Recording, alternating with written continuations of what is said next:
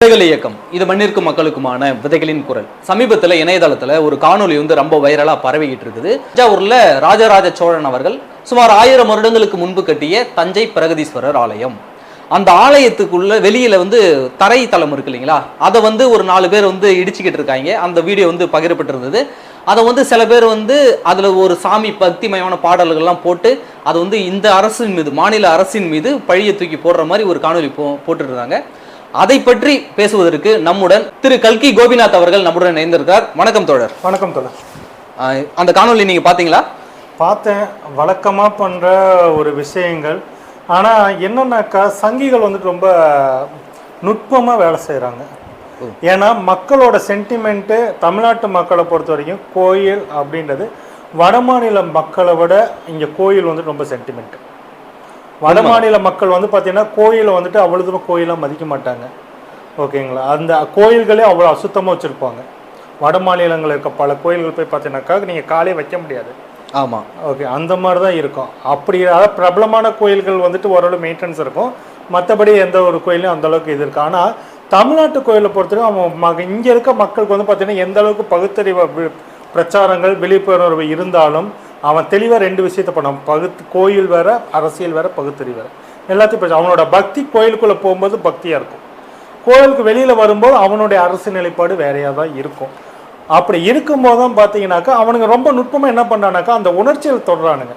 எப்போ திமுக 2021 ஆட்சிக்கு வந்த அடுத்த செகண்ட்ல இந்த ஆட்சி பார்த்தீங்கன்னாக்கா திமுக, அதாவது இந்துக்களுக்கு எதிரான ஆட்சி அப்படின்ற ஒரு கட்டமைப்பை உருவாக்கிட்டே இருந்தாங்க. அந்த கட்டமைப்பு பார்த்தீங்கன்னாக்கா இந்தியாவில் எந்த கோயில்கள் இடிக்கப்பட்டாலும் அதுக்கு காரணமே பார்த்தீங்கன்னாக்கா திமுக தான் அப்படின்ற மாதிரி. அதாவது தமிழ்நாட்டில் தான் அந்த கோயில் இருக்க மாதிரி இருக்கும். அந்த காணொலிகளை பார்த்தாலே பல கோயில்கள் பார்த்தீங்கன்னா அதனுடைய ஸ்ட்ரக்சரே வடமாநில ஸ்ட்ரக்சர்ல இருக்கும். சில கோயில்களோட வீடியோஸ் எல்லாம் பார்த்தீங்கன்னாக்கா இருக்கும். ஆனால் அதையும் பார்த்தீங்கன்னாக்கா தமிழ்நாட்டில் தான் இடிக்கப்பட்டதை பொய்யா பிரச்சாரம் பண்ணுவாங்க. அப்படி பிரச்சாரம் பண்றதோட விளைவு என்ன ஆகுதுனாக்கா அவன் நுட்பமான கோயில் விஷயங்களை கை வைக்கும் போது அரசியல் அது ஏகப்பட்ட சிக்கலை உருவாக்கும். அதை தான் தெளிவாக புரிஞ்சுக்கிட்டேன். ஏன்னா தமிழ்நாட்டில் நீங்கள் பெரியாரை திட்டுனீங்கன்னா அது சாமி கும்பிட்றவனே அடிப்பான்.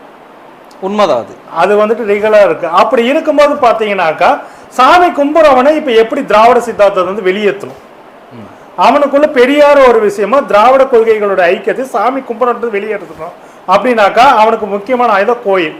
கோயிலுக்கு முக்கியமான இடைஞ்சலா இருக்கிறது அறநிலையத்துறை. இப்போ பார்த்தீங்கன்னா திமுக ஆட்சிக்கு வந்தப்போ 3 வருஷத்துல 1000 கோயில்கள் குடமுழுக்கு பண்ணியிருந்தாலும் இவர்கள் என்ன பண்றாங்கன்னாக்கா இந்த ஆட்சி இருந்தாக்கா கோயில்களுக்கு ஆபத்து அப்படின்னு நம்ம இந்த கட்டமைப்பு ஏற்படுது. அது மாதிரிதான் இந்த வீடியோவும் இருக்கு. இல்ல தோழர், இப்போ இந்த சாதாரண ஒரு வீடியோவால இந்த அரசினுடைய கொள்கையில வீழ்த்திட முடியுமா, இல்ல பெரியார் ஏற்படுத்திய தாக்கத்தை இந்த சமூகத்துல இருந்து வீழ்த்திட முடியும்? சென்டிமெண்ட்னு ஒரு விஷயம் இருக்குது இல்லைங்களா? இப்போ உதாரணத்துக்கு சொல்றேனே, கந்த சஷ்டி கவசம், கருப்பர் கூட்டம், எத்தனையோ விமர்சனங்கள் இந்து மத கடவுள் மேல எத்தனையோ விமர்சனங்கள் வைக்கப்பட்டிருக்குது. ஆனா கந்த சஷ்டி கவசம் வீடியோ கூட பாத்தீங்கன்னாக்கா அதை அப்லோட் பண்ணி கிட்டத்தட்ட ஒரு 18 மாதங்கள் கழித்து தான் அது சர்ச்சை. தேர்தல் வர சமயத்துல நம்ம தேர்தல் நெருங்கும் போது இந்த மாதிரி வேலைகளை நுட்பமா பார்க்க வேண்டியிருக்குது. அந்த இடத்துல டிஎம்கேவோட ஐடி விங் பாத்தீங்கன்னா ரொம்ப கோட்டை விடுறாங்க.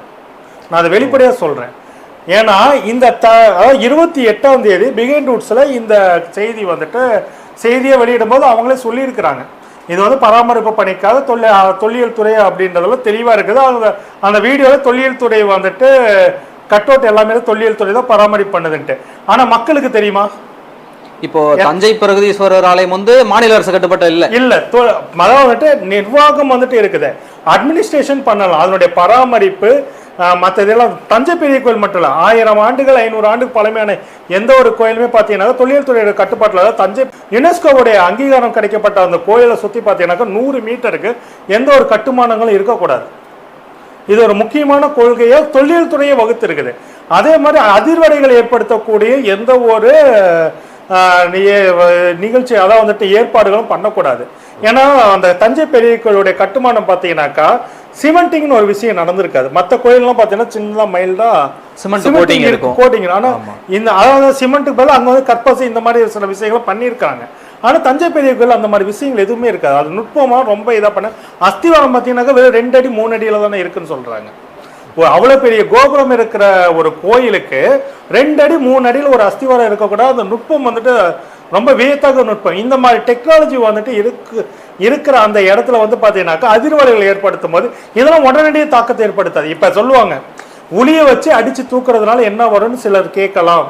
ஓகேங்களா? அப்படி கேட்கும்போது பார்த்தீங்கன்னாக்கா அது ஒன்று. ஆனால் முக்கியமாக என்னன்னாக்கா இது தொல்லியல் துறை கட்டுப்பாட்டில் தான் அந்த கோயில் இருக்கிறதுக்குள்ள தொல்லியல் துறை தான் முழுக்க இது. இப்போ நாங்கள் தமிழ்நாடு அரசுடைய அதிகாரங்கள் முழுசாக செல்லாது. எப்படி வந்து தாம்பரத்தில் இருக்கக்கூடிய அந்த ராணுவ பகுதி இருக்கு இல்லைங்களா, அங்க எப்படி வந்துட்டு தமிழ்நாடு போலீஸோட அதிகாரம் செல்லாதோ அதே மாதிரி தொல்லியல் துறை எந்தெந்த கோயில்களோட எந்தெந்த கோயில்கள் தொல்லியல் துறை கட்டுப்பாட்டில் இருக்கோ அங்க தமிழ்நாடு அரசோட அதிகாரம் முழுக்க செல்லாது. இல்ல அங்க இந்து சமய அறநிலையத்துறை அதிகாரிகள் இருந்திருப்பாங்க, ஆனா அவங்களால எதுவும் செய்ய முடியாது. ஓ, இப்படி ஒரு விதி இருக்குது. ஏன்னா அது வந்துட்டு தொல்லியல் துறையுடைய. அதனாலதான் பாத்தீங்கன்னாக்கா இந்த கோயில் மட்டும் இல்ல, தமிழ்நாட்டில் இருக்க எல்லா கோயில்களுமே வந்துட்டு தொல்லியல் துறையோட கட்டுப்பாட்டில் எடுக்கிறதுக்கான முயற்சிகள் வந்துட்டு ஒன்றிய பிரதமர் நரேந்திர அரசு போன கவர்மெண்ட்ல பண்ணாங்க. ஆனா அதுக்கு கடுமையான 2020 கடுமையான எதிர்ப்புகள் உருவாச்சு. 2018-17 கடுமையான எதிர்ப்புகள் உருவாச்சு. பாட்டாளி மக்கள் கட்சியோடைய நிறுவன தலைவர் ராமதாஸ் கூட அதை கண்டிச்சாரு. கோயில்கள் வந்துட்டு மாநில அரசோட கட்டுப்பாடுகள் தான் இருக்கணும்னு சொல்லிட்டு குரல் கொடுத்தாங்க. அது திருமாவளவன் ஆகட்டும் எல்லாருமே சொன்ன ஒரு விஷயம்தான். அப்படி இருக்கும்போது பாத்தீங்கன்னாக்க இவங்க அந்த தொல்லியல் துறையை வச்சுக்கிட்டு இதுக்கு பின்னாடி பெரிய சூழ்ச்சிகள்லாம் இருக்குது. இது வந்துட்டு நான் முன்ன சொன்ன மாதிரி இது வந்துட்டு எடுத்தோடனே பாதிப்பு ஏற்படுத்தாது. ஒரு 10 வருஷம் 15 வருஷம் கழிச்சு இதாகும். ஒருவேளை இந்து விரோத சக்தியா திமுக இருக்குதுன்னு நிறுவனத்துக்காகவும் இந்து விரோத சக்தின்னு மட்டும் இல்ல, இதை நீங்க அப்படியும் கொண்டு போகலாம். இன்னொரு பக்கம் வந்து பாத்தீங்கன்னாக்கா மாநிலங்களுடைய வரலாறு, இந்திய வரலாறு எப்பவுமே தெற்கில இருந்து தான், அவனுக்கு வடக்கிலிருந்து இந்திய வரலாறு எழுதுறாங்க. ஆனா நமக்கு கீழடியில இருந்து எல்லாமே காட்டினது என்னன்னாக்க இந்தியாவின் வரலாறு அப்படின்னு பாத்தீங்கன்னாக்கா அது தெற்கில் இருந்து எழுதப்பட வேண்டியது நிரூபிச்சிட்டு இருக்குது. ஆமா, அவங்கிட்ட 500 வருஷத்துக்கான ஆதாரம் தான், நம்மகிட்ட 2000 வருஷத்துக்கு ஆதாரம் இருக்கு. கண்டிப்பா அகல ஆய்வுகள்ல கிடைக்கும். அவன்கிட்ட 1000க்கு வந்தா நம்ம 2000க்கு வந்து நிக்கிறோம். இந்த அளவுக்கு நுட்பமான நம்மளுடைய கலாச்சாரம் இருக்கும்போது இதை இருக்கக்கூடாது. ஏன்னா கீழடியிலேயே வந்து பாருங்க ஒரு கடவுள் சிலை கூட கண்டெடுக்கப்படல. அது அவங்க சொல்றாங்க அது வணிக வளாகமா இருக்கலாம், வணிக தெருவா இருக்கலாம், அதனால இருக்காதுமாங்க. நமக்கே தெரியும், சாதாரணமா ஒரு சின்ன கடை வச்சாலே ஒரு கடையில் சாமி போட்டு வச்சிடறாங்க. ஆமா, அப்படி இருக்கும்போது பாத்தீங்கன்னாக்கா அவ்வளவு பெரிய வணிக நகரமா அது இருந்திருந்தா, வணிக நகரம் மட்டுமே அது இவர்கள் சொல்வது போல் குறிப்பிட்டது போல இருந்திருந்தா நிச்சயம் அந்த இடத்துல ஒரு சாமி கோயிலா இருந்திருக்கும்.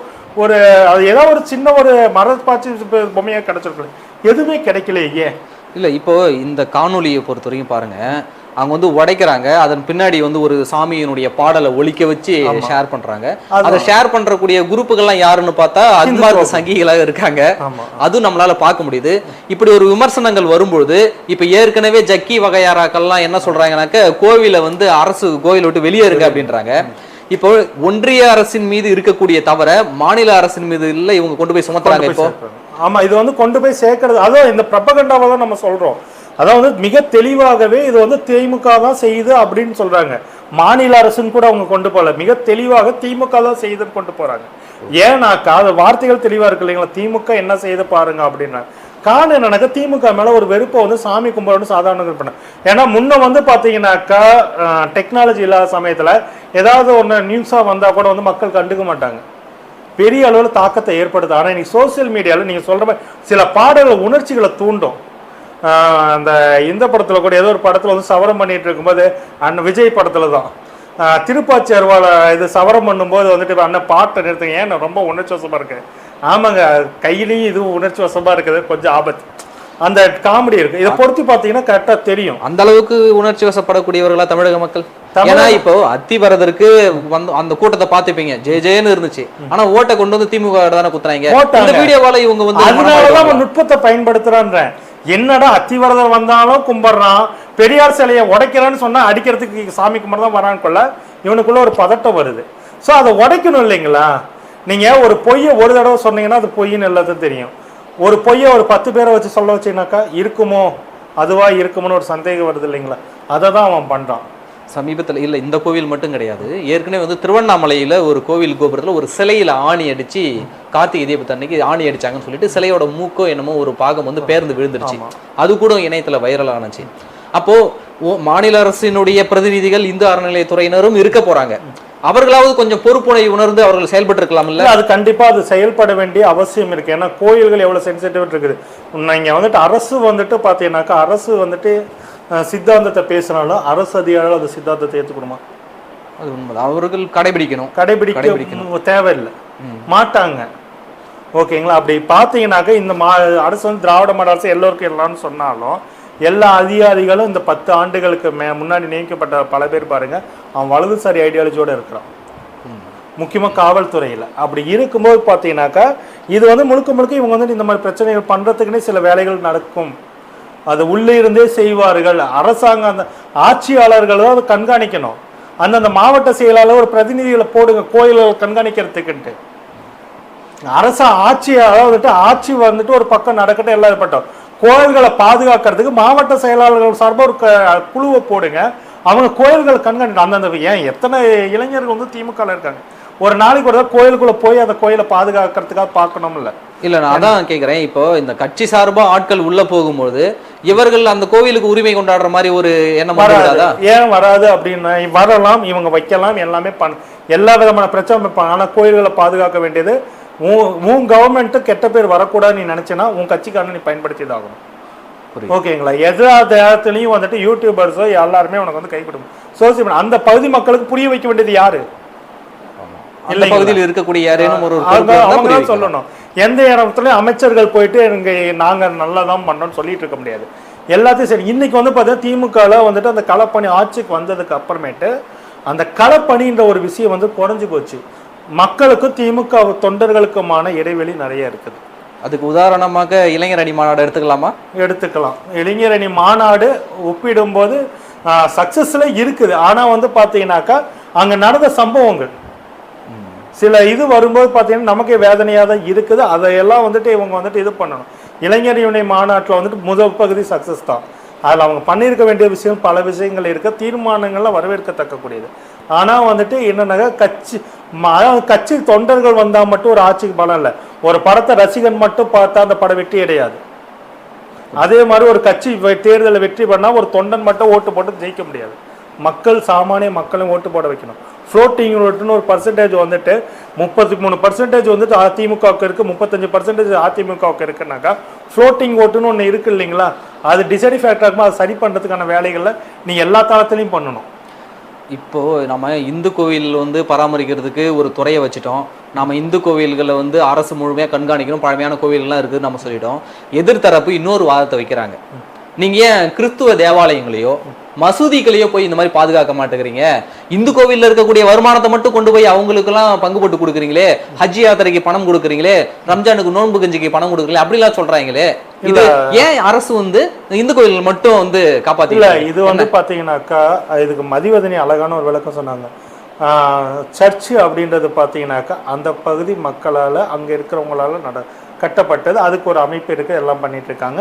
மசூதிகளும் அப்படிதான். ஆனா மக்களோட வரிப்பணம் மன்னராட்சி கால அன்னைக்கும் பாத்தீங்கன்னா கோயில்கள் அரசு கட்டுப்பாட்டில் தானே இருந்தது, பக்தர்கள் கட்டுப்பாட்டில் இல்லையே.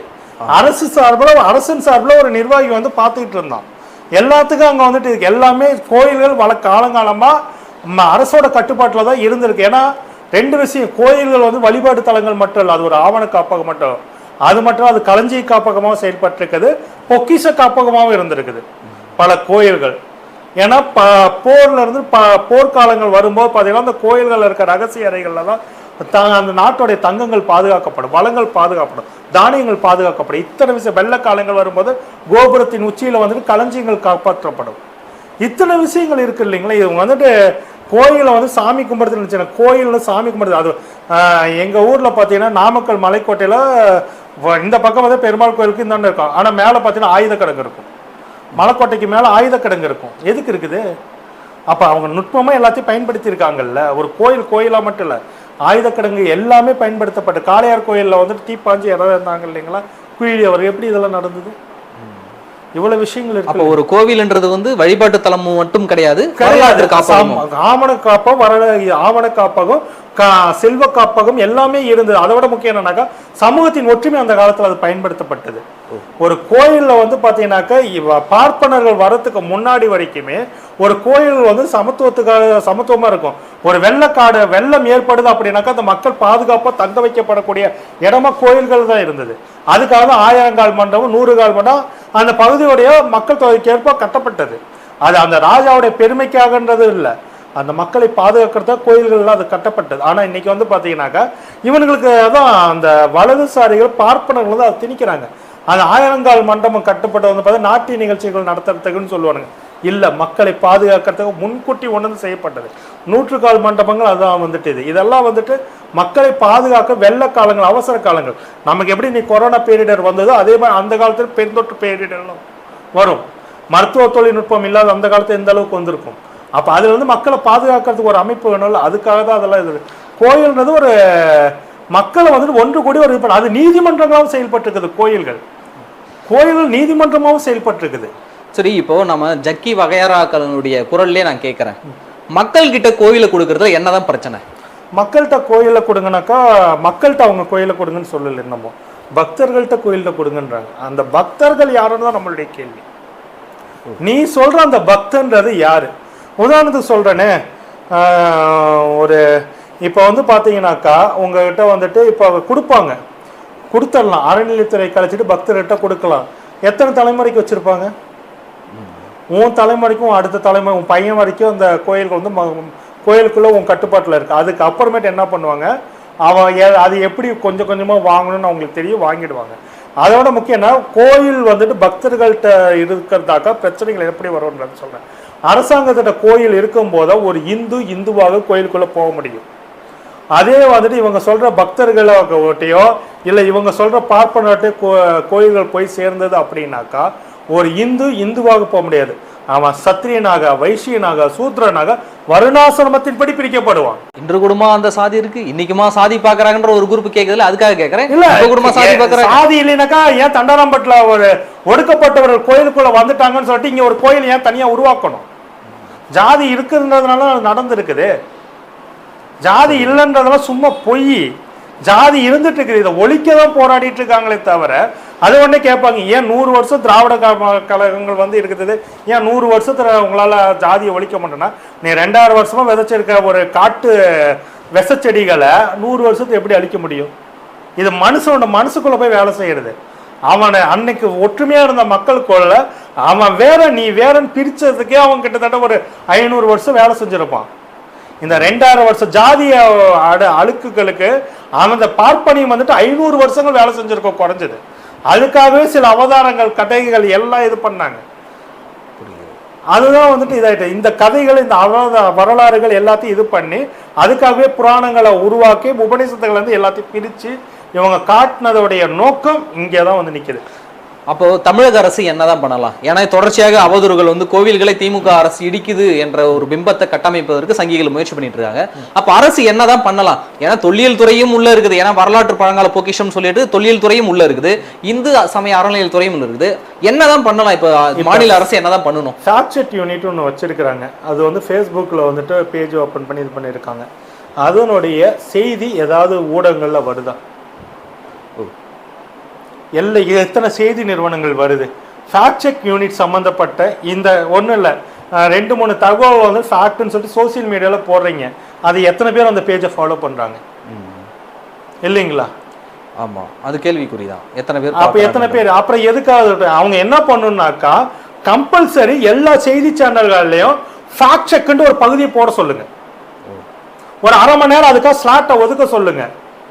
வாரத்துக்கு ஒரு நாள் ஒதுக்க சொல்லுங்க. அந்த வாரத்தில் நடந்த எல்லாத்தையும் வந்துட்டு இது பண்ண சொல்லுங்க. ஏன்னா இது அரசாங்கத்துடைய கடமை. இது இந்த அரசாங்கத்தில் இல்லை, நாளைக்கு அதிமுகவே திரும்ப ஆட்சிக்கு வந்தாலும் அந்த அரசாங்கம் செய்ய வேண்டியது வேலை. வதந்திகளை கட்டுப்படுத்தி ஆகணும். ஏன்னா இன்னைக்கு வதந்தின்றதான் பெரிய கலவரங்களை உருவாக்கக்கூடிய இடம். வெறும் வாட்ஸ்அப்பை வச்சுக்கிட்டு அன்னைக்கெல்லாம் பார்த்தீங்கன்னாக்கா ஒரு பேரழிவை உருவாக்குறதுக்கு ஆயுதங்கள் தேவைப்பட்டது. இன்னைக்கு பேரழிவில் உருவாக்க ஆயுதங்களே தேவையில்லை. ஒரு வாட்ஸ்அப்ல ஒரு தகவலை பரப்புனா போதும், வாயுதம் அப்படியே எந்த கலவரத்தையும் உண்டாக்கக்கூடிய அளவுக்கு இவங்க இருக்காங்க. அப்படிங்குள்ள தயவு செஞ்சு எல்லா செய்தி சேனலும் கட்டாயப்படுத்துங்க. காலையில் 8 மணிக்கு ஒரு செய்தி சேனல் அது ஃபேக்ட் செக் சம்பந்தப்பட்ட செய்திகள் சொல்லுதா, அடுத்து வந்துட்டு அடுத்த அரை மணி நேரத்தில் இன்னொரு சேனல்ல வரணும், டெய்லியும் வரணும். இந்த மாதிரி பொய் பரப்பிட்டு இருக்காங்கன்னு டெய்லியும் வரணும். என்ன ஒரு 30 செகண்ட் ஒதுக்குங்க, இது பொய்ன்னு சொல்லிட்டு ஒதுக்கி நியூஸ் சொல்லுங்க. அயன் கார்த்திகேயனை எல்லா மீடியாலும் பேச வைங்க, பிரஸ் மீட் டெய்லியும் கொடுக்க வைங்க. அயன் கார்த்திகேயனை ஏன் கொடுக்க கூடாதா? இந்த தகவல் இன்னைக்கு பரப்பப்பட்ட பொய்களுக்கு என்ன கவுண்டர் கொடுத்தீங்கன்னு கொடுங்க. இல்லை ஒரு வாரம் ஒரு தடவை ஒரு பிரஸ் மீட் கொடுக்க வைங்க. அப்பதான் என்னன்றது மக்களுக்கு தெரியும். சோசியல் மீடியாவில் அதை பரப்புங்க. அப்படி இல்லாமல் வந்துட்டு வெறும் ஃபேஸ்புக்கில் போஸ்ட்டை போட்டுட்டாங்க அப்படின்னாக்கா அது எத்தனை பேர் ஃபாலோ பண்ணுறாங்க? இன்னைக்கு வரைக்கும் நிறைய பேருக்கு அப்படி ஒரு யூனிட் இருக்கிறது அந்த ஃபேஸ்புக்கில் இருக்கிறதே தெரியாது. எனக்கு தெரிந்து இந்தியாவிலேயே இந்த செய்திகளை செக் பண்றதுக்குன்னு ஒரு அமைப்புனா தமிழகத்துல உருவாக்கிட்டாங்க. அது அது வந்துட்டு உண்மையிலே வரவேற்கத்தக்க பல திட்டங்களுக்கு தமிழ்நாடு முன்மாதிரி. கம்ப்யூட்டர் சம்பந்தப்பட்ட படிப்புகள் வந்தப்ப முதல்ல அது தமிழ்நாட்டில் தான் தமிழ்ல பார்த்த வருது. மற்ற மாநிலங்கள்ல அது இது பண்ணல. அந்த அளவுக்கு அதாவது தொழில்நுட்பம் ஐடி டெவலப் ஆகுதுன்னு சொன்னோடனே அதுக்கான ஐடி கார்டர்ஸை உருவாக்குற முயற்சியை கலைஞர்கள் பண்ணாங்க. எல்லாமே முன்மாதிரியா இருக்குது. இதுவும் ஒரு முன்மாதிரியான முயற்சி. அப்படி இருக்கும்போது பார்த்தீங்கன்னாக்கா இதுல வந்துட்டு அவங்க என்ன பண்ணணும்னாக்கா கம்பல்சரி அதுக்கு முக்கியத்துவம் கொடுக்கணும். இன்னைக்கு செய்திகளோட போலி செய்திகளோட ஆதிக்கம் அதிகம். ஓகே, இந்த விஷயத்துல பாருங்க தொல்லியல் துறை ஒன்றிய அரசோட கட்டுப்பாட்டுல இருக்குது. இதனுடைய நோக்கம் வந்து நான் சொல்றேன், அந்த கொஞ்சம் கொஞ்சமா அந்த கோயிலை சிதைக்கிறது மூலயமா பெரிய வரலாற்று ஆவணங்கள் அழிக்கப்படும். நீங்க படி எடுத்து வச்சுக்க எல்லாமே வச்சிருக்கலாம். ஒரு காலத்துல அப்படி ஒண்ணு இருந்ததுன்னு சொல்லிட்டான்னு வச்சுக்கோங்க, அது புராணமாயிடும். வரலாறு புராணமாகக்கூடாது, அதே புராணங்கள் வரலாறு ஆகக்கூடாது. இங்க இந்த நாட்டுல வந்துட்டு பெரிய சாபக்கேடு, புராணங்கள் வரலாறாக மாறுது.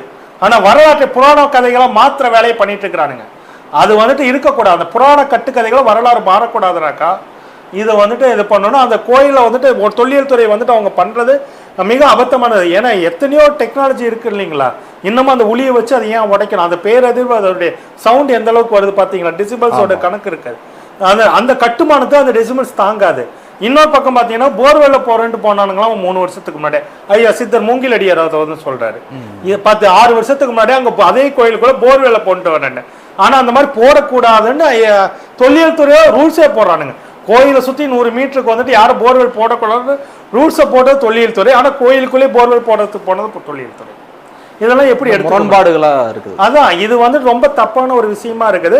பின்னாடி வந்து பாத்தீங்கன்னாக்க தமிழர்களுடைய வரலாறு வந்துட்டு மக்களுக்கு வந்து காலப்போக்கில் நீர்த்து போக செய்யறதுக்கான வேலையா இருக்கும். தஞ்சை பெரிய கோயில் இருக்கிற வரைக்கும் நீ ராஜராஜ சோழனை பேசுவ, ஆமா, கல்லணை இருக்கிற வரைக்கும் தான் நீ கரிகால் வளவனை பேசுவ. அது இல்லைன்னா உண்மைதான். அந்த வேலையை வந்து கொஞ்சம் கொஞ்சம், அதாவது அவனுடைய செயல் திட்டம் நீண்ட கால செயல் திட்டம். அவன் இன்னைக்கே அழிச்சிட்டு போகணும்னு நினைக்கல. அந்த காலத்துல மன்னர்கள் போர் எடுத்துட்டு வந்தானாக்கா கோயில்கள் அழிச்சிருவாங்க.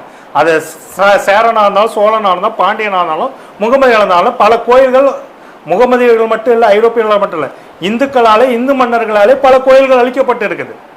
சிருங்கேரி மடத்தை வீழ்த்தினது பேஷ்வா பார்ப்பனர்கள் தானே. இப்படியெல்லாம் இருக்கும்போது பார்த்தீங்கன்னாக்கா இவங்க அந்த கோயில்களை பாதுகாக்க வேண்டிய அவசியம் இருக்குது. அப்படி இல்லைனாக்கா இந்த வரலாறே இதான். ஏன்னா தமிழ்நாட்டில் இருக்கிற தமிழர்களுடைய வரலாறை சொல்லக்கூடிய பகுதி நமக்கு 2 தான் இருக்குது.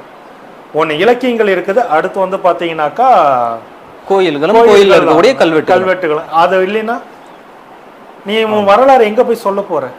படிநிலைகள் எடுத்து வச்சிருக்கோம், கல்வெட்டுல படிச்சிருக்கோம்னாக்கா அது எத்தனை பேர் படிப்பானுங்க? அதனாலதான் சொல்றோம், இதை வந்துட்டு கண்ணுக்கு முன்னாடி நிக்கிற ஆதாரங்களை தயவு செய்து அழிச்சிடக்கூடாது. எங்க பகுதி ஆண்ட வல்வில் ஓரி வாழ்ந்த இடம் எதுன்னு யாருக்கும் தெரியாதுங்க. கடையெழு வள்ளல்களை பாடி வந்துட்டு அதிகமாக இந்த இதை வந்து தர்மபுரி ஆண்டா அதுக்கான பகுதிகள் இருக்குது. வல்வில் ஓரி ஆண்ட பகுதி இல்லையே, அவனுடைய கோட்டை எங்க இருக்குன்னு யாருக்குமே தெரியாது. அவன் கட்டின கோயில் தான் இன்னைக்கு சாட்சியா நிக்குது. இப்ப இந்த கோவிலினுடைய தரைப்பகுதியை உடைத்தது மாநில அரசா இல்ல ஒன்றிய அரசினுடைய கீழ் இயங்கக்கூடிய தொல்லியல் துறையா? கண்டிப்பா இது வந்துட்டு பாத்தீங்கன்னாக்கா ஒன்றிய அரசின் கீழே இயங்கக்கூடிய தொல்லியல் துறை தான் இதை பண்ணியிருக்கிறாங்க. ஏன் சொல்றோம், ஏன்னா மாநில அரசுக்கு இதுல சம்பந்தம் இல்லை. ஏன்னா அவங்க வந்து பாத்தீங்கன்னாக்கா வெறும் அந்த கோயில என்ன பூஜை நடக்குதுன்னு மட்டும்தான் அந்த இடத்துல பார்க்க முடியும். தொல்லியல் துறை கட்டுப்பாட்டுகள் இருக்க பல கோயில்கள் வந்து பாத்தீங்கன்னாக்கா பூஜைகள் எப்படி நடக்குது என்னன்னு பார்க்க முடியாது, தவிர அதனுடைய கட்டுமான அமைப்புகளை கை வைக்கிறதுக்கு முடியாது. அந்த அளவுக்கு மிக தெளிவாகவே இருக்கும்போது பார்த்தீங்கன்னாக்கா இவர்கள் வந்து தொல்லியல் துறை தான் அதனுடைய எல்லா பகுதியும் வந்துட்டு கட்டுப்பாட்டில் வச்சிருக்காங்க. அந்த கட்டுமானங்கள்ல யாரும் கை வைக்க முடியாது. தொல்லியல் துறையோட அனுமதியில் அப்படி வைத்தா அது மிகப்பெரிய குற்றம், அரசு தண்டனைக்குரிய குற்றம். அது அப்படி இருக்கும்போது பார்த்தீங்க இப்போ அந்த கோயில் செவத்துல யாரும் சொல்லாம தள்ளனா கூட அவனுக்கு சிறை தண்டனை 6 மாசம் இருக்குது.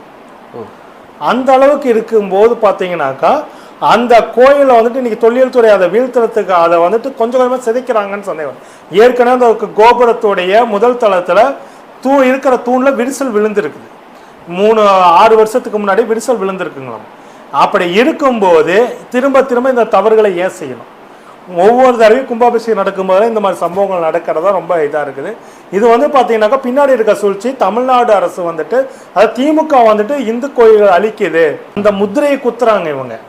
அதாவது வந்துட்டு லூர்து கிறிஸ்தவர், இப்போ விஜய்க்கு அந்த விமர்சனம் இருக்குது, அவங்க வந்து கிறிஸ்தவர்கள்.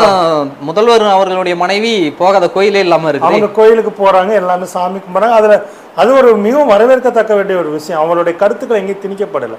அவருக்கு கடவுள் நம்பிக்கை இல்லைன்னா அவர் மனைவி மேல அவர் கருத்தை தெரிவிக்கல. இதே வந்துட்டு ஒருவேளை அவருக்கு கடவுள் நம்பிக்கை இருந்தால் ஒரு மனைவி கடவுள் நம்பிக்கை இல்லாமல் இருந்திருந்தா கதை மாறி இருக்கும். உங்களுடைய கொள்கை கடவுள் நம்பிக்கை ஒழிப்பு அப்படின்னு நினைச்சிருந்தாங்கனாக்கா கோயில்களை வந்துட்டு எப்பயோ எல்லா கோயிலையும் முடிச்சு கட்டியிருக்கலாம். திமுகவுடைய இது வந்து பார்த்தீங்கன்னா கடவுள் நம்பிக்கை ஒழிப்பு அப்படின்னு சொல்லிட்டு இது பண்ணி இந்து கோயிலை ஒழிக்கணுன்றதை இவங்களுடைய கொள்கையாக இருந்தால் அதை எப்பயோ பண்ணிடலாம். அதை இப்போ பண்ணணும். டெக்னாலஜி வளராத காலங்களே பண்ணி முடிச்சிருக்க முடியாது. 1967 ஆட்சிக்கு வந்தப்போய் திமுக செஞ்சுருக்கணும். ஆனால் அவங்களுடைய இது என்னன்னாக்கா கோயில்களுக்குள்ள எல்லா மக்களும் போய் சமமாக சாமி கும்பிடும். ஒன்றே குலம் ஒருவனே தேவன் தான் அண்ணா வந்தார். அப்படி இருக்கும்போது பார்த்தீங்கன்னா எல்லா மக்களுக்கும் அவங்களுடைய வழிபாட்டு உரிமைன்னு ஒன்று இருக்குது. அது உலக அளவிலேயே மிகப்பெரிய ஒரு இது விஷயம் தான். எந்த மனிதனுக்கும் அவன் விருப்பப்படுற கடவுளை விருப்பப்பட்ட நேரத்தில் வணங்குறதுக்கான வழிபாட்டு உரிமை இருக்குது. அந்த வழிபாட்டு உரிமையை இவர்கள் வந்துட்டு கெடுக்கிறாங்க அப்படின்னு சொல்லிட்டு ஒரு கட்டமைப்பை வந்து உருவாக்க பார்க்குறாங்க. அதுதான் வந்துட்டு இந்த விஷயமும் நடக்குது. என்னுடைய கேள்வி என்னன்னாக்கா, இந்த விஷயத்துல உண்மையிலேயே வந்துட்டு மாநில அரசு மேல தப்பு நடந்திருந்தாக்கா என்ன அண்ணாமலைன்ற ஒரு ஆடு வந்து கம்முன்றது இருக்குங்களா? எச் ராஜான்ற அவர் வந்து தெருவா குறைக்காம இருந்திருப்பாரு. இவர்களுடைய கள்ளமௌனமே அதான் வந்துட்டு அதிகார சங்கிகளுக்கு என்ன நடக்குதுன்னு தெரியும், அடிமை சங்கிகள் இருக்கானுங்களே அவனுங்களுக்கு வந்து தெரியாது. ஏன்னா ஏன் இந்த விஷயத்த வந்துட்டு அப்ப கையில எடுத்திருக்கணும். ஆக்சுவலா உண்மையிலே இந்து கோயில்கள் மேல அக்கறை இணைந்திருந்தா இந்நேரம் தொல்லியல் துறைக்கு எதிராக இப்ப அண்ணாமலை அறிக்கை கொடுத்திருக்க கூடாதா? ஏன் கொடுக்காம இருக்கிறாரு? அப்படின்னா என்ன அர்த்தம்? இவங்க இந்த இந்துக்கள் பேரில் வந்துட்டு உணர்ச்சிகளை தூண்டிவிட்டு மக்களை வந்துட்டு திசை திருப்ப தான் பார்க்கறாங்களே தவிர அந்த கோயிலுக்கு ஒரு பிரச்சனை வருதுன்னு சொல்லிட்டு இந்து வேத மறுமலர்ச்சி இயக்கம் வந்துட்டு கடுமையான எச்சரிக்கையை கொடுக்குறாங்க. தமிழ் தேசிய அமைப்புகளும் கொடுக்குறாங்க. ஓகே, அப்படி இருக்கும்போது அந்த இடத்துல வந்து தொல்லியல் துறைக்கு வந்து வெளியே விளக்க மாதிரி கேட்டுக்கணும். எதுவும் பண்ணலையே. முதல்ல அந்த இடத்துல ஸ்பாட்டுக்கு அண்ணாமலை போனார். ஊரா சுற்றுறல, லீவ் விட்டு சுற்றுறல. ஒரு எவ்வளோ நேரம் ஆகும்? பஸ் ஏறினாக்கா ஒரு 6 மணி நேரம். நீ வச்சிருக்க காருக்கு 4 மணி நேரத்தை போய் சேரலாம். தஞ்சாவூருக்கு போய் பார்க்க வேண்டியதானே. என்னத்தை பண்ணிட்டு இருக்கிற? அதான் நம்மளுடைய கேள்வியா இருக்குது. அப்போ வந்து இந்த கோவில் தரைத்தளம் இடிப்பு சம்பவத்துக்கு மாநில அரசுக்கு எந்த சம்பந்தம் இல்லை. இது முழுக்க ஏதோ அதனுடைய உள்நோக்கம் வந்து அது முழுக்க ஒன்றிய அரசின் கீழே எங்களுடைய தொல்லியல் துறையோட அலட்சியம். இதுவரை மிக பொறுமையாக அனைத்து கேள்விகளுக்கும் பதிலளித்தமைக்கு நன்றி.